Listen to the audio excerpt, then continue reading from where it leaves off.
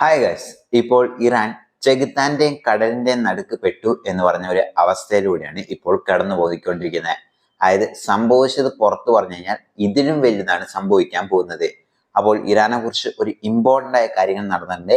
അതാണ് നമ്മൾ ഇന്നത്തെ ഈ വീഡിയോയിൽ നോക്കാൻ പോകുന്നത്. വീഡിയോ ലൈക്ക് ചെയ്യാൻ മറക്കരുത്. ഇപ്പൊ വീഡിയോ എടുക്കാം. അപ്പോൾ കഴിഞ്ഞ ഒരു മാസം മുമ്പായിരുന്നു ഇസ്രായേൽ ഇറാനിൽ പോയിട്ട് അവിടെ അവരുടെ യുദ്ധവിമാനങ്ങൾ ഏകദേശം 150ഓളം കിടന്ന് അവരുടെ സ്വന്തം എയർ സ്പേസിൽ പോയി അവിടെ ഏകദേശം 3 മണിക്കൂറോളം അവർ കംപ്ലീറ്റ് ഓപ്പറേഷൻ നടത്തി. അവിടെ പ്രധാനപ്പെട്ട മിലിറ്ററി സൈറ്റുകളും അതുപോലെ തന്നെ ഫാക്ടറികളും അങ്ങനെയുള്ള സാധനങ്ങളെല്ലാം തകർത്തു എന്ന് പറഞ്ഞ് ഇസ്രായേൽ ആദ്യം ക്ലെയിം ചെയ്തു. ഇതിനെ കംപ്ലീറ്റ് ആയിട്ടും തെറ്റാണ് എന്ന് പറഞ്ഞ് ഇറാൻ വീണ്ടും ക്ലെയിം ചെയ്തു. അപ്പോൾ അന്ന് തന്നെ നമ്മൾ വീഡിയോ പോസ്റ്റ് ചെയ്തു. അതായത് ഇസ്രായേൽ അതിനെക്കുറിച്ചെല്ലാം തന്നെ കൃത്യമായ ഫോട്ടോഗ്രാഫ്സും സാറ്റലൈറ്റ് ഇമേജ് അടക്കം തന്നെ പുറത്തുവിട്ട കാര്യങ്ങളെല്ലാം തന്നെ. അപ്പോൾ ആ ഒരു അറ്റാക്കിൽ അതായത് കുറെ കാര്യങ്ങൾ സംഭവിച്ചു എന്ന് പറഞ്ഞു. പക്ഷെ ഇറാൻ അതെല്ലാം തന്നെ അന്ന് തൊട്ടേ വലിയ രീതിയിൽ മൂടിമറയ്ക്കാൻ ശ്രമിച്ചുകൊണ്ടിരുന്നു. ഇപ്പോൾ അതിന്റെ ഒരു പ്രധാനപ്പെട്ട കാര്യങ്ങൾ പുറത്തു വന്നിരിക്കുന്നു. പക്ഷെ ഇപ്പോഴാണ് സാറ്റലൈറ്റ് ഇമേജ് അടക്കം ബെഞ്ചമിൻ നെതന്യാഹു ഒരു പുതിയൊരു കാര്യം കൂടെ വെളിപ്പെടുത്തിയിരിക്കുന്നത്. അത് എന്താണെന്ന് വെച്ചാൽ അതായത് നമ്മൾ ഓൾറെഡി ഇറാനെ കുറിച്ച് 3 വീഡിയോ ചെയ്തിട്ടുണ്ട്. വ്യൂസ് ഇല്ലെങ്കിലും ആ വീഡിയോ എല്ലാം തന്നെ ഫ്യൂച്ചറിൽ ഉപയോഗമാകും. നിങ്ങൾ വേണമെങ്കിൽ ഒന്ന് കണ്ടുനോക്കുക.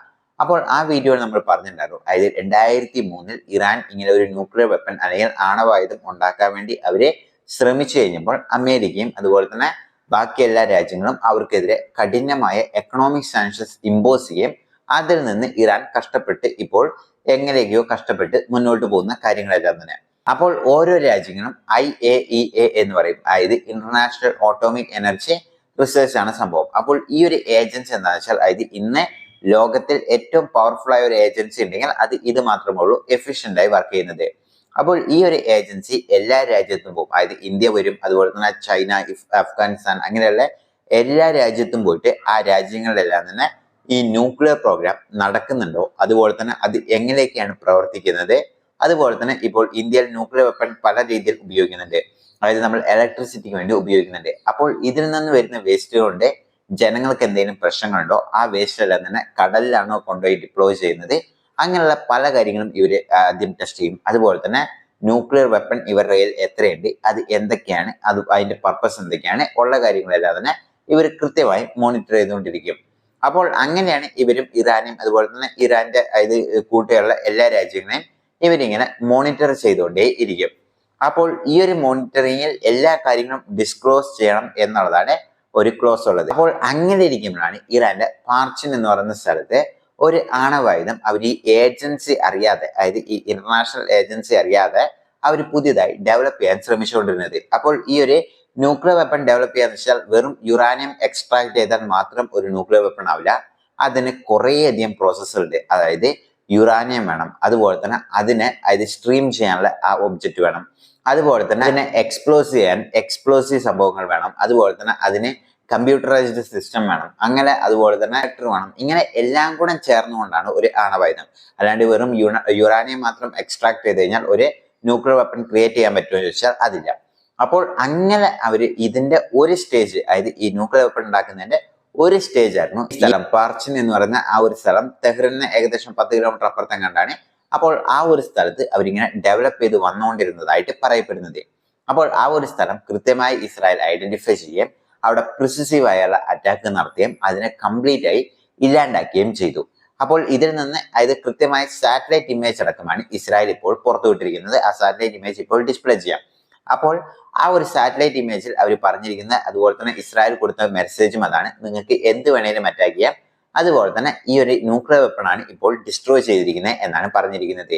ഇപ്പോൾ ഇറാന്റെ പ്രശ്നം എന്താണെന്ന് വെച്ച് കഴിഞ്ഞാൽ അതായത് ഇപ്പോൾ ഇസ്രായേൽ ഇങ്ങനെ പറഞ്ഞു, അതായത് നിങ്ങളുടെ ന്യൂക്ലിയർ സൈറ്റിനെ ഞങ്ങൾ അറ്റാക്ക് ചെയ്തു എന്നുള്ളത്. അപ്പോൾ ഇത് സത്യമാണ് എന്നുണ്ടെങ്കിലും ഇറാന് തുറന്നു പറയാൻ പറ്റില്ല.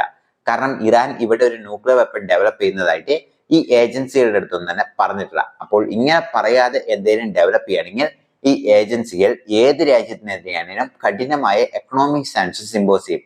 ഇതുകൊണ്ട് ഇറാൻ വീണ്ടും ഡൗൺലോഡ് പോകും. അവർക്ക് വീണ്ടും എണീക്കാൻ പോലും പറ്റാത്ത രീതിയിലുള്ള സാങ്ഷൻസ് അവർക്കെതിരെ വരും. അപ്പോൾ ഇതുകൊണ്ട് ഇത് തുറന്നു പറഞ്ഞ് തിരിച്ച് ഇസ്രായേലിനെ ഈ പേരിൽ അറ്റാക്ക് ചെയ്യാൻ പറ്റില്ല. അത് മാത്രമല്ല, ഇനി ഇത് കൺഫേം ചെയ്തു എന്ന് വെച്ച് കഴിഞ്ഞാൽ എന്ത് ചെയ്യുന്ന വെച്ച് കഴിഞ്ഞാൽ ഈ എക്കണോമിക് സാങ്ഷൻസ് മാത്രമല്ല ഇതിനെ ഡയറക്റ്റ് ആയിട്ട് ഇന്റർനാഷണൽ കോർട്ട് ഓഫ് ജസ്റ്റിസിനും അതുപോലെ തന്നെ യൂറോപ്യൻ യൂണിയനിലും കോടതികളിലെല്ലാം പോകും. അപ്പോൾ ആ കോടതികളിലെല്ലാം തന്നെ ഇവർക്ക് എതിരായിട്ടുള്ള തീരുമാനമാണ് വരുന്നതെന്നുണ്ടെങ്കിൽ ഇറാനിന് പോകുന്ന ആൾക്കാർ, അതായത് ഇറാനിന് മറ്റു രാജ്യത്തോട്ട് പോകാൻ പറ്റാത്ത രീതിയിലും അവർക്കെതിരെയുള്ള സാങ്ഷൻസ് ഇമ്പോസ് ചെയ്യും. അതായത് ജനങ്ങൾ മറ്റു രാജ്യത്തോട്ട് പോകാൻ പറ്റാത്ത, ഇതും ഇറാന് വലിയൊരു പ്രശ്നമാണ്.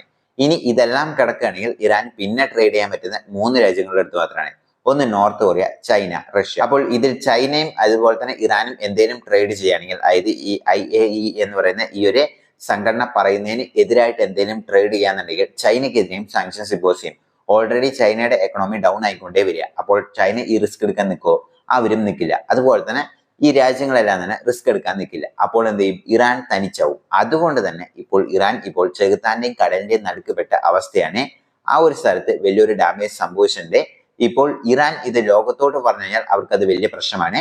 ഇപ്പോൾ ഇറാൻ ഇത് മൂടി മറച്ചു കഴിഞ്ഞാൽ ഇസ്രായേലിന്റെ എനിമിയായ ഇസ്രായേലിനറിയാം അതായത് ഈ പ്രശ്നങ്ങൾ സംഭവിച്ചു എന്ന്. അതുകൊണ്ട് തന്നെ അവരുടെ മുന്നിൽ ഒരു താഴ്ന്ന അല്ലെങ്കിൽ ഒരു വീക്ക് രാജ്യങ്ങളായിട്ട് കണക്കിലാക്കും.